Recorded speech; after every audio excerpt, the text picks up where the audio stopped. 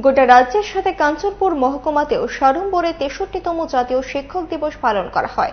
বৃহস্পতিবার কাঞ্চনপুর টাউন হলে মহকুমা ভিত্তিক অনুষ্ঠানে উপস্থিত ছিলেন এমডিসি শৈলেন্দ্রনাথ, স্বপ্না রানী দাস, কাঞ্চনপুর মহকুমার শিক্ষা দপ্তরের আইএস সহ বিভিন্ন স্কুলের ছাত্রছাত্রীরা। এদিন সর্বপল্লী রাধাকৃষ্ণনের প্রতিকৃতিতে মাল্যদান ও ফুল দিয়ে শ্রদ্ধা জানান উপস্থিত সবাই। দিনটির গুরুত্বের পাশাপাশি বর্তমান পড়ুয়াদের উজ্জ্বল ভবিষ্যৎ কামনা করেন অতিথিরা।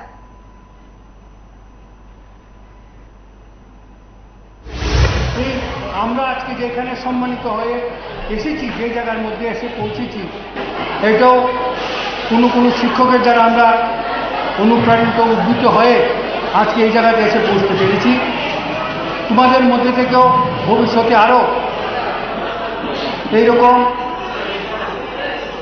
উজ্জ্বল ভবিষ্যৎ নিয়ে যারা আসবেন, তারাও তোমাদের মধ্যে থেকে আসবে এই আমাদের কাঞ্চনপুরে।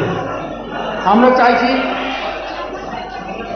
যে এই কাঞ্চনপুরটাকে কীভাবে এগিয়ে নেওয়া যায়, কীভাবে ছাত্রছাত্রীদেরকে মূল শিক্ষায় শিক্ষিত করা যায়, ওইটাই আমাদের মূল উদ্দেশ্য। একটা পরিবারকে একমাত্র শিক্ষা ছাড়া আর কোনো পদ্ধতি দিয়ে পরিবারকে উন্নতির শিখরে নিয়ে যাওয়া যায় না।